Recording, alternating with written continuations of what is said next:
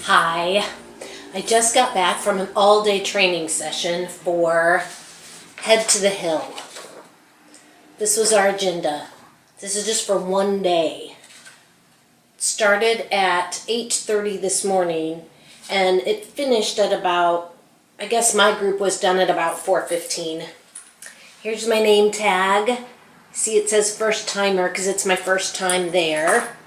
I got this squeeze ball in the shape of a brain because it's sponsored by the National Brain Tumor Society. Got this t-shirt, which we're all wearing tomorrow, Head to the Hill, braintumor.org, National Brain Tumor Society. We're all wearing those. Got my schedule. I have 2 meetings with my senators and 1 meeting with a representative. There's no one here from Nebraska, which is where my sister gets her treatment. There are no patients here. So I'm going to use my morning to bring these drop-off pamphlets to the Nebraska senators as well, so they get them. The talking points, what we're advocating for, are increased medical research funding.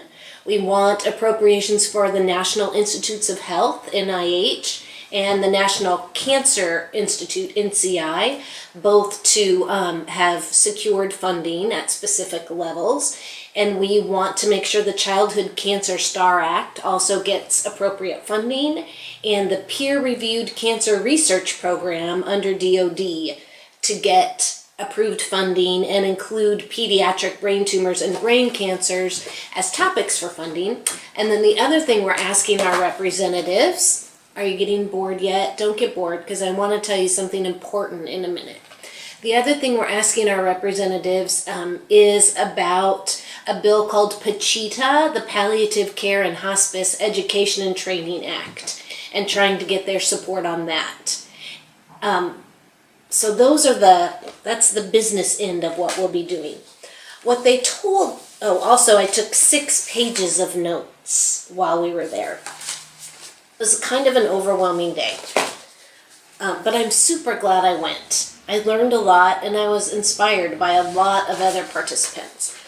But before we even went to this event, they gave us a homework assignment, and we were supposed to write out who we are, where we're from, and what our involvement is in the brain tumor community. Basically, why are we here? And why are we interested in this topic? And why do we think it's important enough to spend a day talking to legislators on Capitol Hill? They said we needed to write that out and be ready to tell our story in 2 minutes or less. I took that really seriously, and I wrote mine out, and then I edited it, and then I practiced it, and then I had David read it, and he gave me some edits, and then I practiced it some more, and then last night I practiced it again, and then he edited it some more. So I got it down to where I really like it, and then I got there today, and we're not going to do this at all. Basically, we'll just introduce ourselves really, really quickly, and it had nothing to do with this 2-minute thing. But I think this 2-minute thing is important because my goal with it was to show my representatives that brain cancer affects real people, that it's affecting my sister, and my sister's not a statistic. She's a person, and she's a person that I love. So I decided, since I'm not going to get to share it with anybody tomorrow, I would share it with you. And I'm going to ask my sister after I make this video if she's okay with me sharing it. If she is, you'll see it. If she's not, you'll never see this. So anyway, here's what I planned to say to my representatives, and now I'm just saying to you. My name is Susan Thompson Gaines, and I am a proud Arlingtonian. I have 2 big sisters, Annette and Sherry. In August of 2018, Annette was diagnosed with glioblastoma, and our whole world changed. We were kayaking while on vacation in Florida laughing at getting stuck in the water in a big storm. Then, just 5 days later, she ended up in the emergency room. Ever since then, there's been surgery, physical therapy, radiation, chemotherapy, getting a port for frequent blood draws, and so many medications, I don't know how she keeps track of them all.